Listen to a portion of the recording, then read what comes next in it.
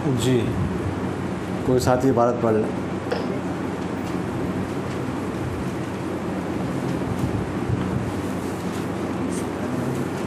والثاني اتصال الفرع ما هو سبب نقض ليس بعلة وجعت له في اتصال زوال البنت المتعة والفرد العلة طبعا بزوال البنت رقمه فإنه يوجب الاستعارة الأصل استعارة الأصل للفرع وسبب الحكم دون عكسه والسبب للحكم. جي. لأن اتصال الفرع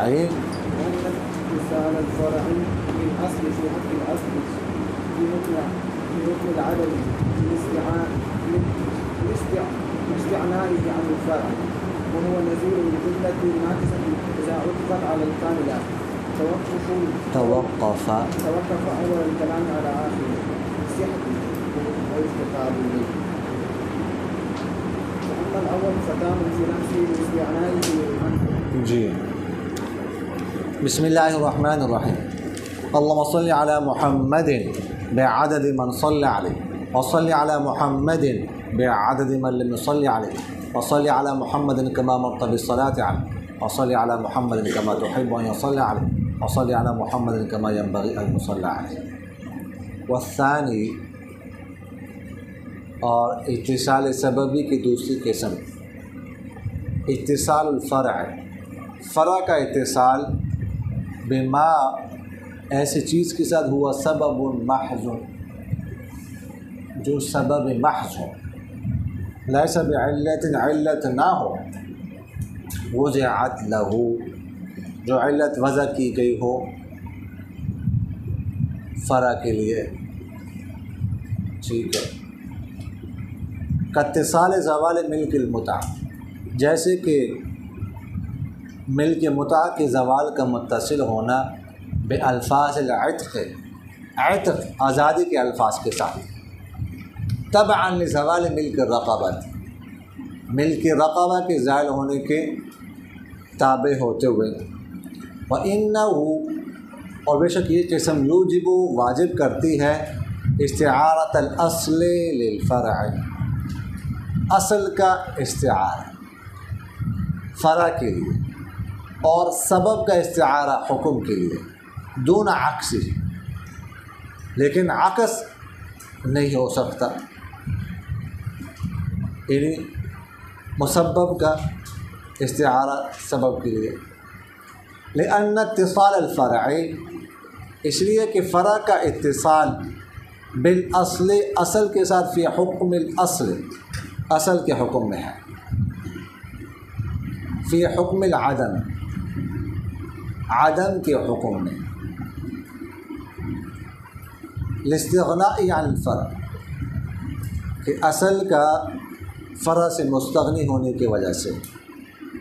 वह हुवा नज़ीरुल जुमलतिन नाक़िसा, और वो जुमले नाक़िसा की मिसाल है इज़ा उतिफ़त अलल कामिला, जब उसको अतफ़ किया जाए जुमले कामिला पर, तवक़्क़फ़ अव्वलुल कलाम, तो मौक़ूफ़ होता है कलाम का पहला हिस्सा, आला आखिरी, उसके आखिरी हिस्से पर, लिसिह्हतिही व इफ्तिक़ारिही इलैहि, उसके सही होने की वजह से, उसकी तरफ एहतियाज ज़रूरत होने की वजह से।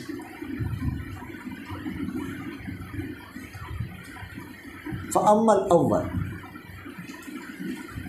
बहरहाल पहला कलाम जो है फ़तामुन फ़ी नफ़्सी, वो बज़ात ख़ुद ताम होता है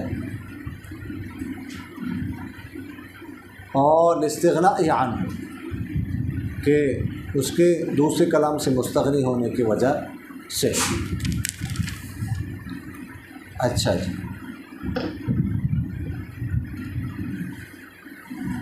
मुसन्निफ़ रहमहुल्लाह ने इत्तिसाल सबबी की पहली किस्म का ज़िक्र किया,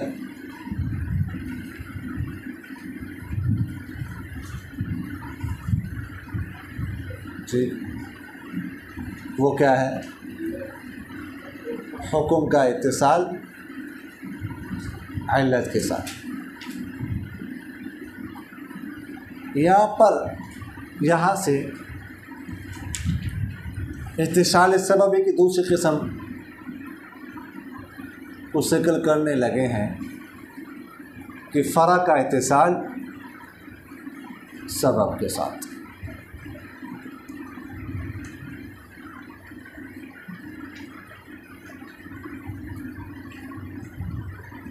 फ़रा से मुराद क्या है? मुसब्बब है।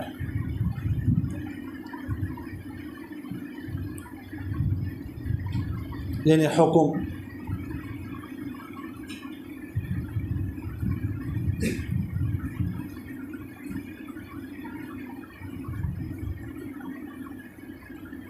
यहाँ पर मुसन्निफ़ रहमतुल्लाह फरमाया हुआ सबबुन महज़ुन, सबब महज़ कहकर किसको निकाल दिया? इल्लत को।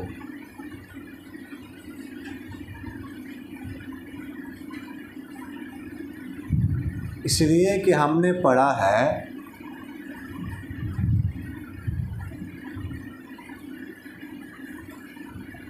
कि सबब जो है ना, सबब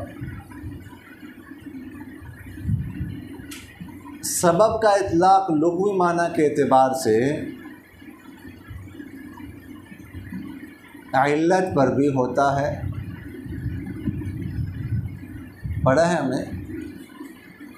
तो सबब महज़ कहकर ये बताना चाहते हैं कि यहाँ पर वो सबब मुराद है जो इल्लत के माना में ना हो।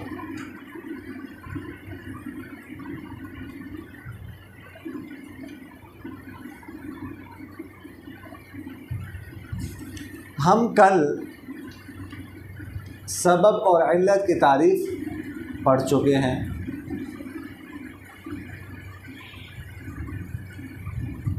समझ आ कि इल्लत किसे कहते हैं। और सबब के बारे में हमने ये अर्ज़ किया था कि सबब की तरफ बराह रास्त हुक्म का वजूद और आदम मंसूब नहीं होता, बल्कि दरमियान में एक वास्ता होता है जिसकी तरफ हुक्म का वजूद और आदम मंसूब होता है, और वो असल वास्ता इल्लत होता है। और उस इल्लत के ज़रिए से फिर सबब की तरफ जो है ना वो हुक्म की निस्बत होती है।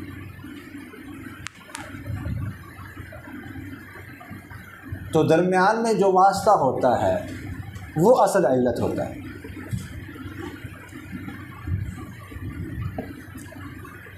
और सबब इल्लतुल इल्ला होता है।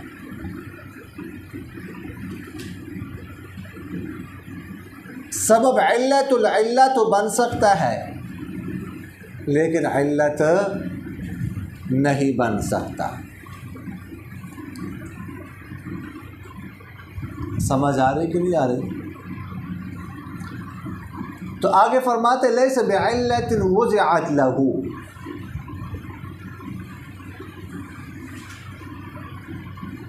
यानी सबब ऐसी इल्लत ना हो जिसको फ़र्क के लिए वज़ा किया गया हो।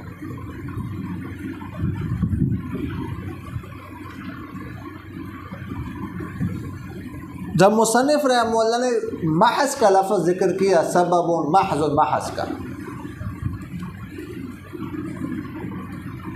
तो उसके बाद लैसा बिइल्लतिन वुज़िअत लहू, इस इजाफ़े की कोई ख़ास ज़रूरत नहीं थी।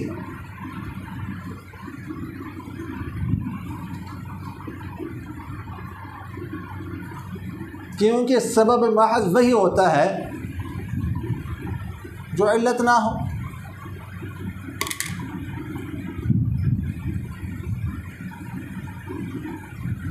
लेकिन मुसन्निफ़ रहमतुल्लाह ने मज़ीद तकीद के लिए लैसा बिइल्लतिन वुज़िअत लहू इस क़ैद को ज़िक्र किया।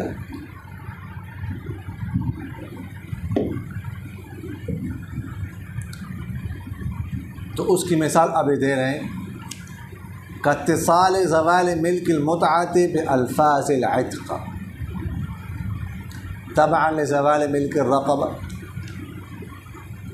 सबब की मिसाल दे रहे हैं।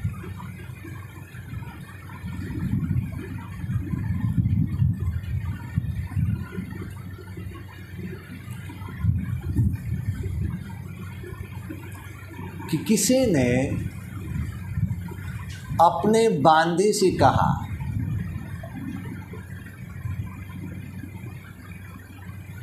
कि अंते हुर्रतुन, या कहा हर्ररतुके, या कहा अअतक़तुके,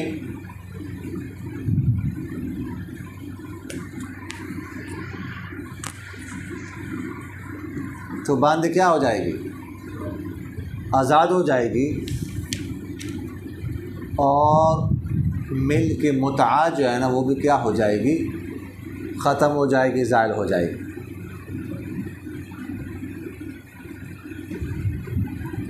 इसलिए कि उसकी बांदी नहीं रही वो।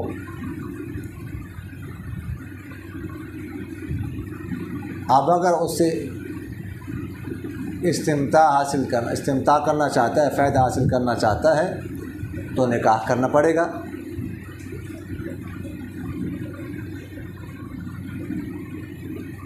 आप देखिएगा यहाँ पर जो अल्फाज उसने इस्तेमाल किए हैं,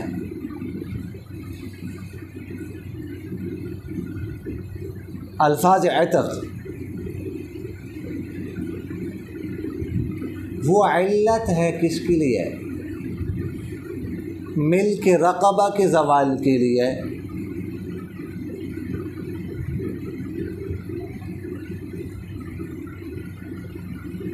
लेकिन मिल के रक़बा के ज़वाल के ताबे होकर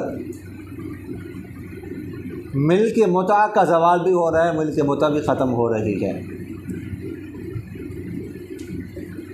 जब बांदी ना रही थी, मिल के रक़बा ख़त्म हो गई, तो मिल के मुतआ भी ख़त्म हो गई। जी ज़ैनुल आबिदीन, क्यों हंस रहे मुझे? क्या याद आ रहा है आपको? हाँ, अच्छा, हो सकता है मुझे गलतफहमी हो गई, आप रो रहे थे लेकिन मुझे ऐसा लगा जैसे हंस रहे आप। हाँ जी, तो अब ये अल्फाज हैं, मिल के रक़बा के ज़वाल के लिए इल्लत है।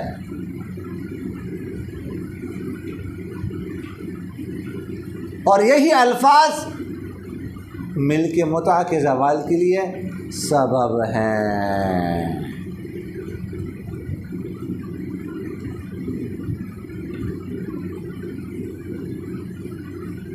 हमने अर्ज़ किया ना कि सबब की तरफ बराह रास्त जो है ना वो हुक्म का अदम और वजूद मंसूब नहीं होता, बल्कि दरमियान में एक वास्ता होता है जिसकी तरफ क्या होता है? हुक्म का वजूद मंसूब और वजूद या अदम मंसूब होता है, और फिर वो वास्ते से सबब की तरफ। चलो, बहुत पक्का लिखा हुआ है।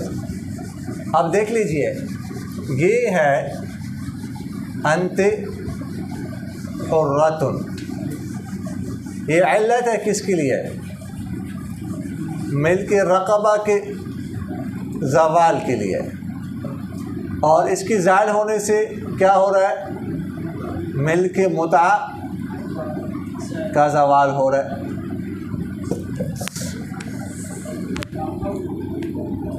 जी,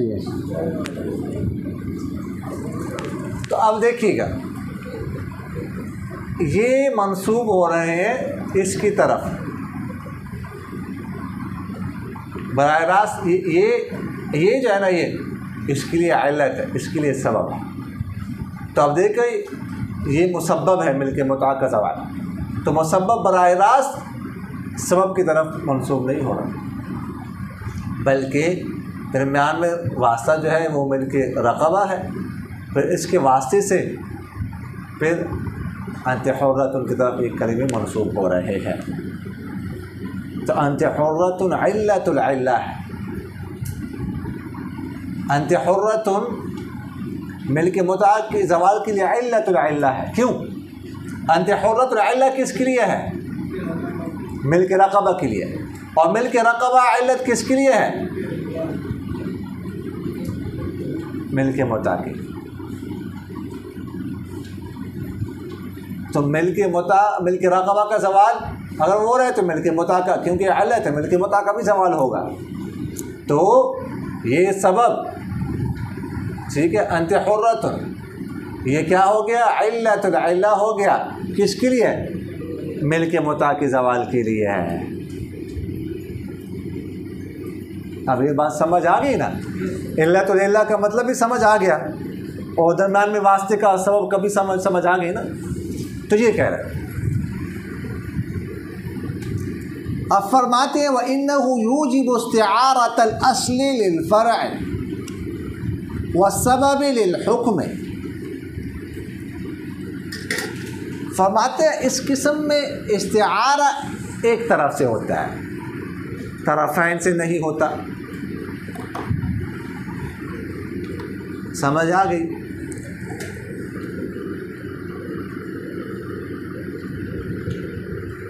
यानी सबब बोलकर मुसब्बब मुराद लेना तो जायज़ है,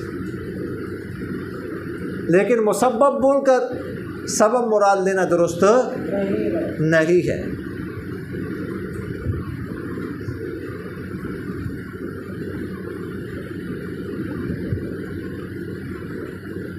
दोनों अक्स ही आकर दुरुस्त नहीं है। लिअन्न इत्तिसाल अल-फ़र्अ बिल अस्ल फ़ी हक़्क़ अल-अस्ल फ़ी हुक्म अल-अदम इस्तिग़नाअ अनिल फ़र्अ। वजह क्या है? हमने इस्तिआरा में क्या पढ़ा था कि इस्तिआरा में क्या होता है? मुहताज इलैह ज़िक्र करके मुहताज मुराद होता है, मलज़ूम बोलकर लाज़िम मुराद दिया जाता है। अब यहाँ पर सबब और मुसब्बब,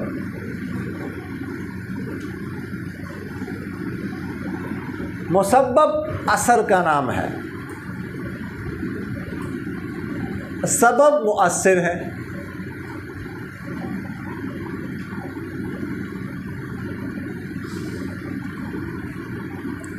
असर मुअस्सिर के बगैर नहीं आ सकता,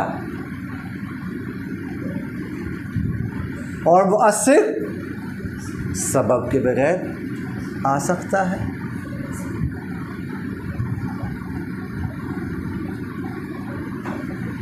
समझ आ गई कि नहीं आई? तो मुहताज इलैह कौन हुआ? सबब हुआ। मुहताज कौन हुआ? मुसब्बब हुआ।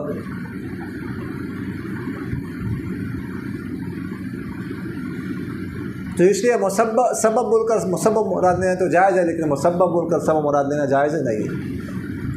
देखिएगा, यही अल्फाज अगर कोई ग़ुलाम से कह दे कि अंता हुर्रुन, तो अंता हुर्रुन क्या हो जाएगा? इससे मिल्क रक़बा का ज़वाल होगा कि नहीं होगा? तो क्या मिल्क मुता का भी ज़वाल होगा? हाँ, मिल्क मुता तो है ही नहीं ना, तो हासिल ही अल्लाह के बंदे, वो तो ग़ुलाम है, उसको कौन सी ट्यूशन पढ़ानी। तो आप देखिएगा, सबब आ रहा है लेकिन मुसब्बब नहीं है।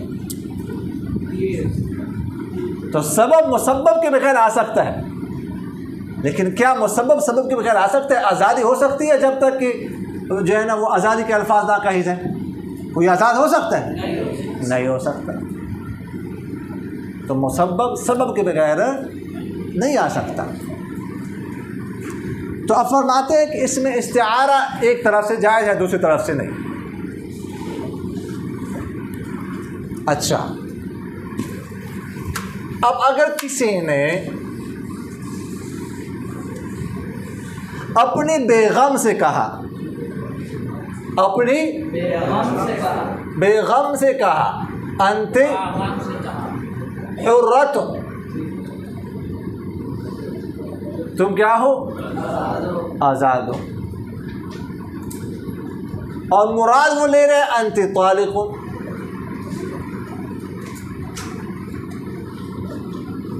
तो ये दुरुस्त है। अभी हमने पढ़ा है ना अंत हुर्रतुन के ज़रिए से क्या होता है, अंत हुर्रतुन मिल के मुता के ज़वाल के लिए क्या है, सबब है, और मिल के मुता का जो है ना ज़वाल अंत तालिक़ से भी होता है, ये भी इज़ाले मिल के मुता के लिए अंत तालिक़।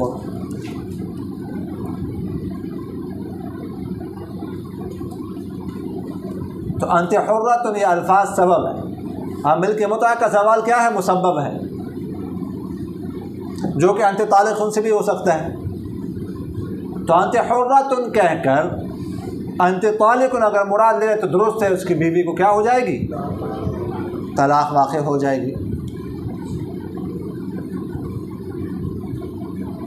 समझ आ रही।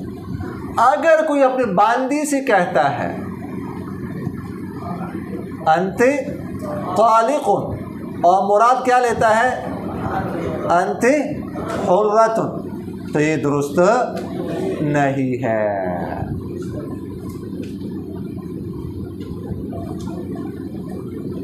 इस सूरत में वो मुसब्बब बोलकर, ये मुसब्बब है ना, ये सबब था, मुसब्बब बोलकर सबब मुराद ले रहे हैं, ये दुरुस्त नहीं है। समझ आगे कि नहीं आई। अब यहाँ पर सवाल पैदा होता है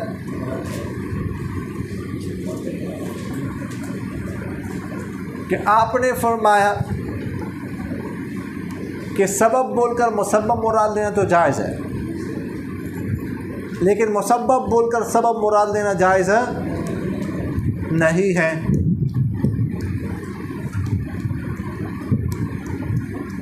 हालांकि कुरान पाक में है मुसब्बब बोलकर सबब मुराद लिया जा रहा है। सूरह यूसुफ में है, जेल के दो साथियों में से एक ने ख्वाब देखा था, यूसुफ अलैहिस्सलाम को बयान किया, क्या कह रहे हो, इन्नी अरानी आसिरु खमरा, कि मैं अपने आप को देख रहा हूँ, यानी ख्वाब में देख रहा हूँ कि मैं निचोड़ रहा हूँ क्या, शराब, मैं निचोड़ रहा हूँ क्या, शराब, खमर। क्या शराब निचोड़ी जाती है या अंगूर? शराब को कैसे निचोड़ेंगे, शराब को तो नहीं निचोड़ सकते ना, वो तो पहले से क्या है, रस है, वो तो पहले से जूस है। समझ आ गई। तो निचोड़ा किसको जाता है, अंगूर को। और शराब निकलती किससे है, बनती किससे, अंगूर से। अंगूर सबब है और खमर क्या है, मुसब्बब है।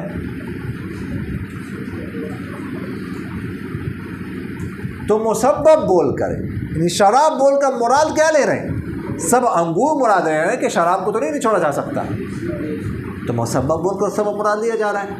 हालांकि आप ये कह रहे हैं कि दुरुस्त नहीं है। हुण की करना है मैंने ये दस,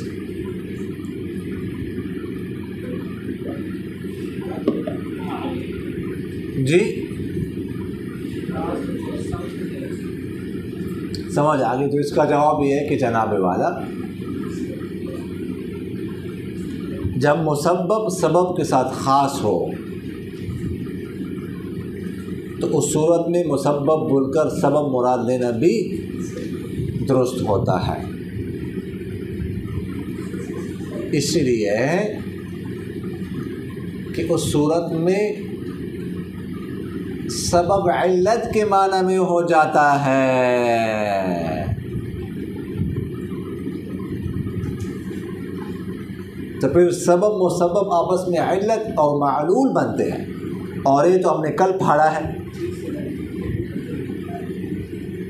कल पढ़ा है ना, या फाड़ा है या इसकी फाड़ी हमने कि क्या इल्लत मालूल में इस्तिआरा किससे होता है, तरफ़ैन से होता है। समझ आ रही कि नहीं आ रही? जी मोहम्मद अहमद साहब आगे समझ अच्छी तरह जी।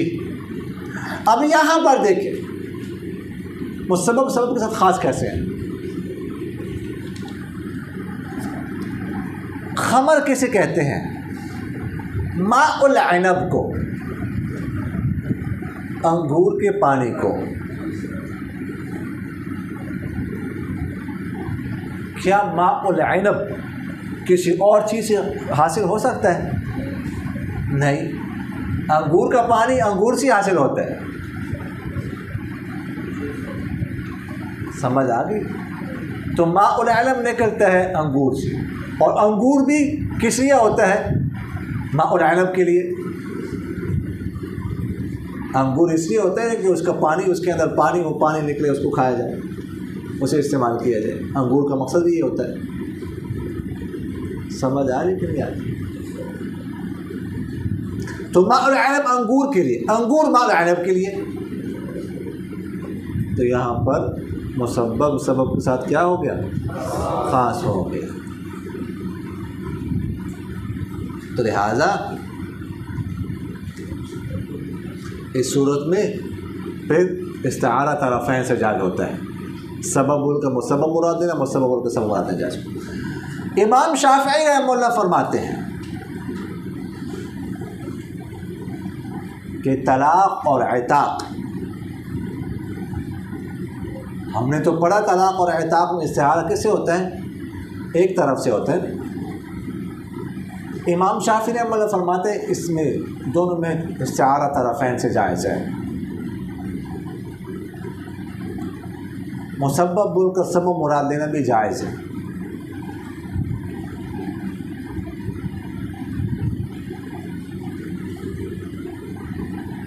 वो फरमाते हैं कि इन दोनों के अंदर, इन दोनों के दरमियान इत्तिसाल मानवी मौजूद है।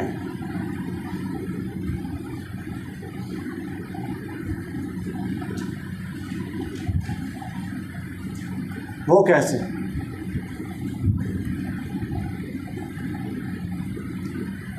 वो इस तौर पर कि दोनों इस्कात के कबील से हैं, इन दोनों मुस्कित हैं। कैसे? देखिएगा, तलाक क्या करती है? निकाह के ज़रिए से जो पाबंदियाँ आयत हुई होती हैं उनको साक़ित करती है, उनको ख़त्म करती है, उनका इस्क़ात करती है।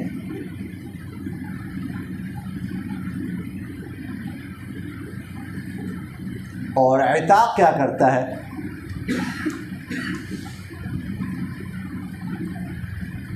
रिक़ियत की वजह से जो पाबंदियाँ होती है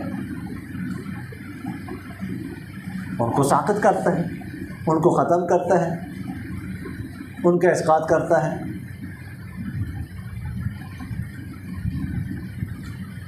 तो दोनों मुस्कित हो गए कि नहीं? दोनों इस्क़ात के कबील से हो गए ना।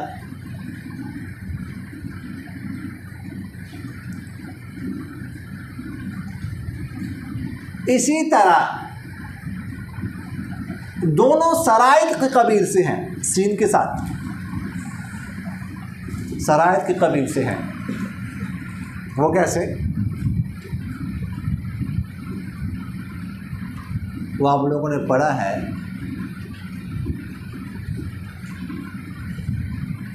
कि अगर किसी खातून के किसी निसफ को या रुबू को तलाक दी जाए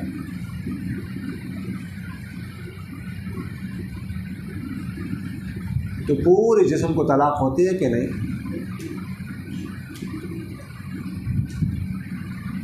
तो तलाक पूरे जिस्म में सिरायत करती है कि नहीं?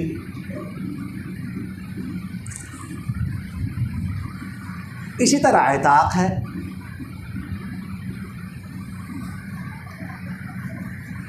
अगर आज़ादी एक आध जिस्म के एक आध हिस्से में वाक़ई की जाए तो पूरी जिस्म में सिरायत करती है कि नहीं? ऐसा नहीं हो सकता। कि आपने उसका एक हिस्सा आज़ाद कर दिया, एक जुज़ आज़ाद कर दी, पूरा जिस्म आज़ाद होता है कि नहीं। इसी तरह दोनों लुज़ूम के कबील से हैं।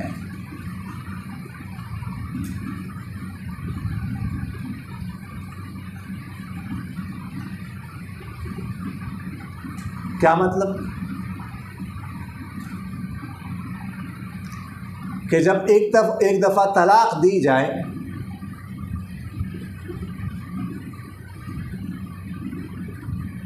या आज़ादी वाक़ई की जाए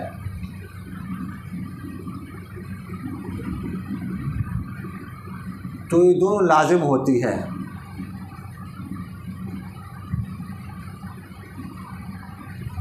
आप इससे पे रुजू नहीं कर सकते।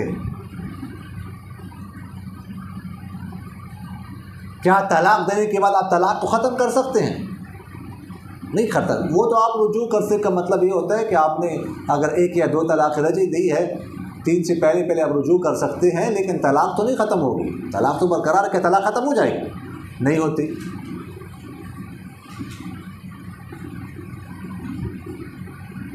इसी तरह आज़ादी वाक़ई की जाए तो क्या आज़ादी से कोई रुजू कर सकता है? नहीं कर सकता।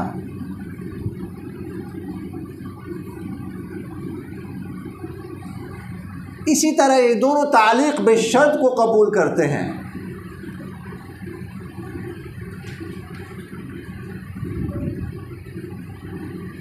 आप तलाक़ को भी शर्त पर मुअल्लक़ कर सकते हैं, इताक़ को भी।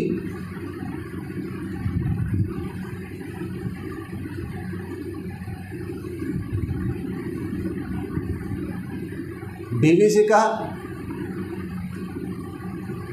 इन खरजत दारा फ़अंत तालिक़ुन, कह सकते हैं। बांदी से कहते हैं सकते हैं इन खरजत दारा फ़अंत हुर्रतुन।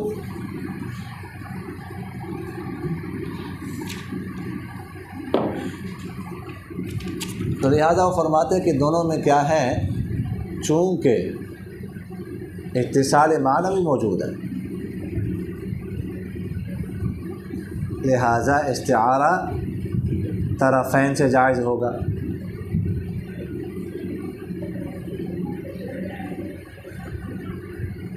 अपनी बीवी को अंत हुर्रतुन कहकर अंत तालिक़ुन मुराद देना भी जायज़।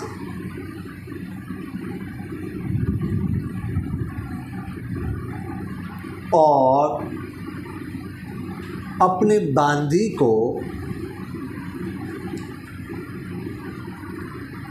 अंत तालिक़ुन कहकर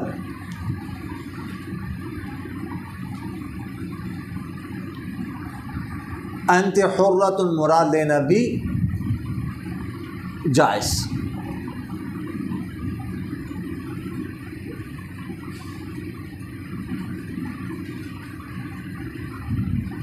समझ आ गई कि नहीं आई?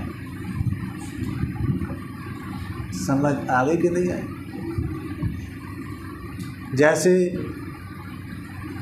असद और रजुल शुजा के दरमियान इत्तिसाल मालूम मौजूद होता है।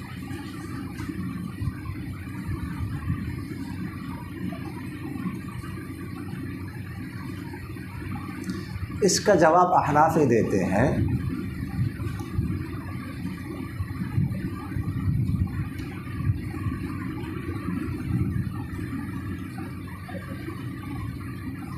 कि हमें ये तस्लीम नहीं है कि इनके दरमियान इत्तिसाल मानवी मौजूद है।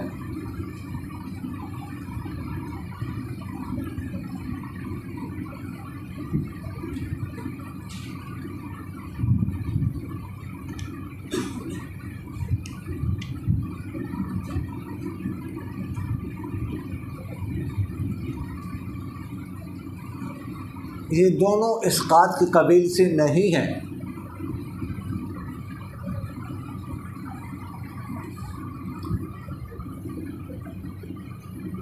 तलाक़ तो इसकात के कबील से है, हम कहते हैं कि वो क्या करती है, निकाह के ज़रिए से जो पाबंदियाँ होती हैं उनको साक़ित करती है।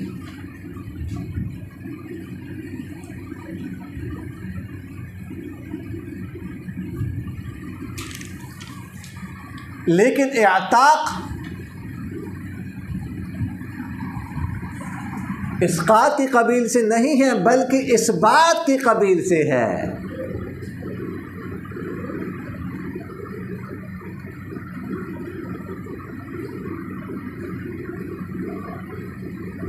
वो कैसे? वो देखिएगा, इअताक़ जो होता है, इअताक़ वो क़ुव्वत हुर्रियत को साबित करता है।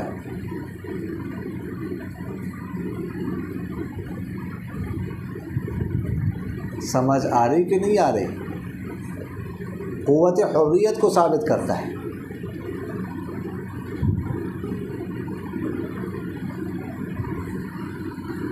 यानी उससे जब वो ग़ुलाम था उस वक्त उसके अंदर ये क़ुव्वत नहीं थी, अब उसको आज़ाद कर दिया आपने तो उसके अंदर ये क़ुव्वत साबित हो गई। तो तलाक़ तो मुस्क़ित है और इताक़ क्या है? मुस्बित है।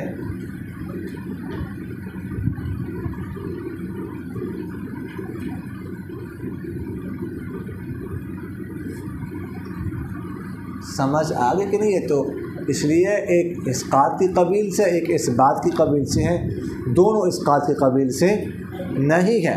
लिहाजा इनमें इत्तिसाल मानवी भी मौजूद नहीं है। लिहाजा इस्तिआरा एक तरफ से जायज़ होगा, तरफ़ैन से नहीं।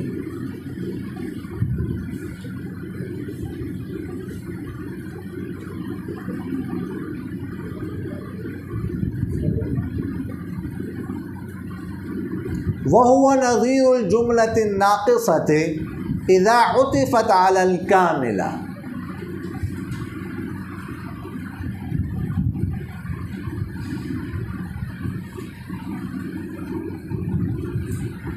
फरमाते ये मिसाल है जुमला नाक़िसा को जब आतफ़ किया जाए जुमला कामिला पर।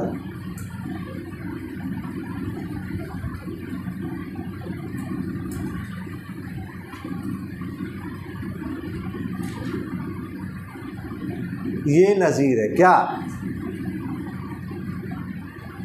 यानी सबब और मुसब्बब के दरमियान हम कहते हैं इस्तिआरा एक तरफ से होता है,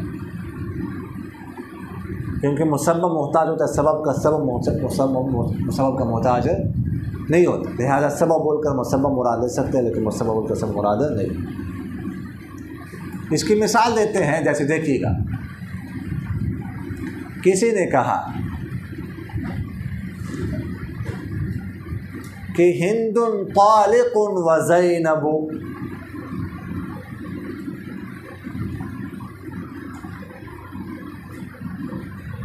उसकी दो बीवी है किसी की, एक हिंद और एक ज़ैनब।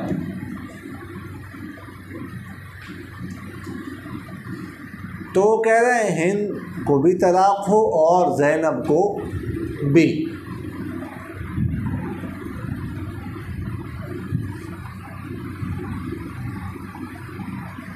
अब यहाँ पर दो जुमले हैं।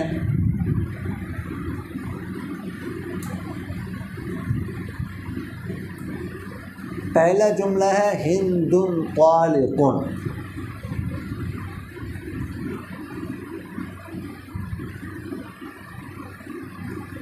और दूसरा जुमला है व ज़ैनबु।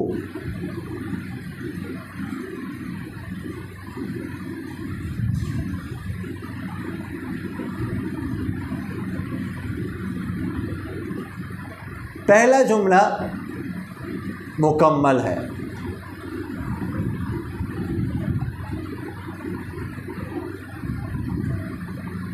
उसमें मुब्तदा भी है और ख़बर भी।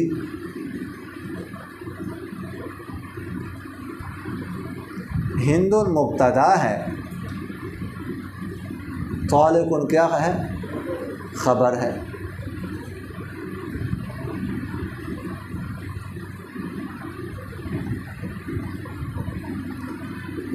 दूसरा जुमला नामुकम्मल है।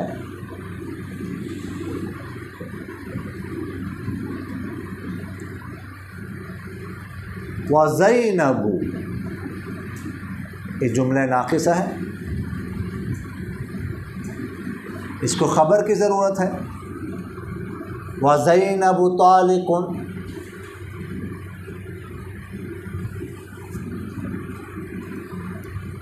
अगर सिर्फ ज़ैनब कहेंगे तो ये कुछ भी फ़ायदा नहीं देगा।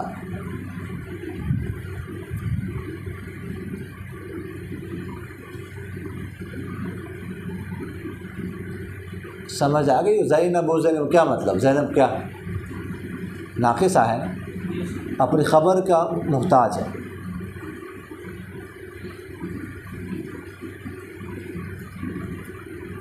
समझ आ रही कि नहीं आ रही? अब इन दोनों को मिला दिए वाव के ज़रिए से।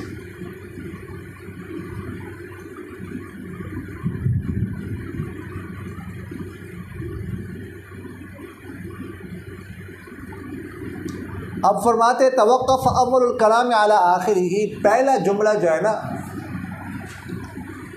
ये मौक़ूफ़ होगा दूसरे जुमले पर। इसका हुक्म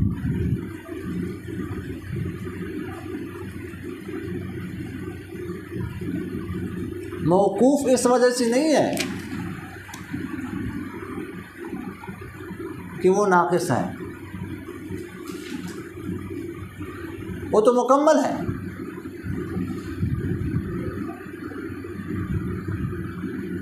लेकिन हमने उसके हुक्म को मौक़ूफ़ कर दिया है दूसरा जो जुमला नाक़िसा है उसकी वजह से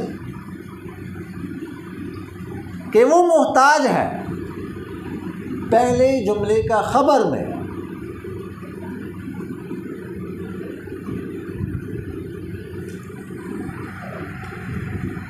यानी हम कहते हैं ऐसा ना हो कि बस तैला हिंद पर तलाक़ वाक़ करके वो जुमला को ख़त्म कर दिया, नहीं, बल्कि हिंद के साथ ज़ैनब पर भी तलाक़ वाक़ करनी है।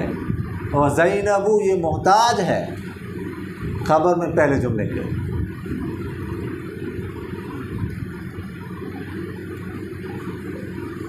अगर आपने पहले जुमले को हुक्म लागू करके उसको फ़ारिग कर दिया, उसको मुकम्मल कर दिया, उसको मौक़ूफ़ ना किया तो दूसरा जुमला तो लग़व हो जाएगा। तो इस दूसरे जुमले को लग़व से बचाने के लिए हमने पहले जुमले के हुक्म को क्या कर दिया, मौक़ूफ़ कर दिया, ताकि दोनों पर तलाक़ क्या हो जाए। ज़ैनब कह कर इसको हम आतफ़ करेंगे पहले पर, तो जो मातूफ़ अलैह का हुक्म होता है वही मातूफ़ का होता है, तो उस पर तलाक़ वाक़ होने के साथ साथ ताकि ज़ैनब पर भी तलाक़ वाक़ हो जाए। ये बात समझ आ गई ना?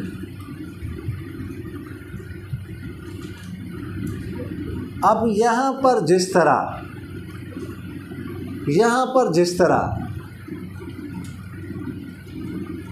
एहतियाज और इफ्तिक़ार, एहतियाज एक तरफ से है, वो जुमला नाक़िसा की तरफ से है ना, जुमला नाक़िसा मोहताज है। जुमला कामिला की तरफ से तो एहतियाज नहीं है, ज़रूरत नहीं है, वो तो मोहताज नहीं है। समझ आ गई कि नहीं आई? तो इसी तरह सबब और मुसब्बब में भी एहतियाज एक जानिब से है।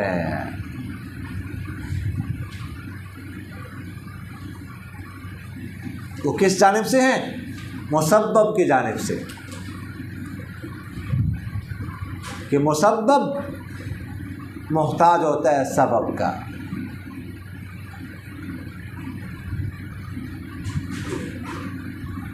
सबब मोहताज नहीं होता मुसब्बब का।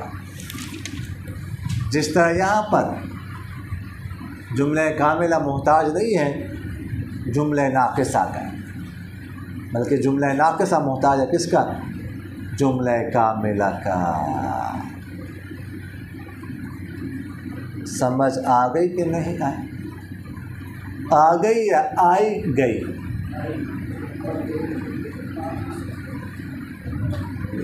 वमा अलैना इल्लल बलाग।